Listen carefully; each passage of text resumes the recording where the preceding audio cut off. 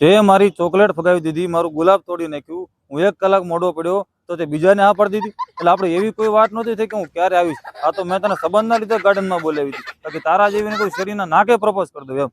કાયદેસર આબરૂમાં હાથ નાખ્યો છે તે. હજી તને કહી દઉં છું, હું બોલ બચ્ચન નથી. 8 દિવસ સુધી જે બોલ્યો છું એ કરીને બતાવ્યું છે. માતાજીને હમ ખાઈને કહું છું, હવે તો તું તારી તૈયારીમાં રહેજે. તું પાછી તારી બેનપણી વચ્ચે એવું બોલી કે આ તો હતરને મેસેજ કરે છે, એવું અમને હલકા સમજ્યા છે. તે આ બાબુનું પ્રપોઝલ રિજેક્ટ કર્યું. તું પાછી બધા વચ્ચે એવું બોલી કે આને તો દાળ ભાતમાં મમરા નાખીને ખાવાની ટેવ છે, આને કોઈ આ ન પાડતા. એટલે તેમને હલકા સમજ્યા છે. હે, હું ટ્રાફિકમાં હતો તો તારે મને એમ કેવું જોઈએ કે તું તારી રીતે તારા ટાઈમે આવ્યો. ટ્રાફિકમાં 150 ની સ્પીડે સ્પેન્ડર લઈને આવ્યો છું, મારા ખીચામાં જગ્યા નહોતી, 2 દાંતની વચ્ચે ગુલાબ દબાવીને આવ્યો છું, એ ગુલાબ તે ફેંકી દીધું. હે, હવે કાંઈ કરવાનું થતું નથી, બાજવાનું થાય છે. માતાજીને હમ ખાઈને કહું છું, તું તારી તૈયારીમાં રહેજે, બરાબર. ખુલ્લા પગને રાખી ફરીએ ગમે તે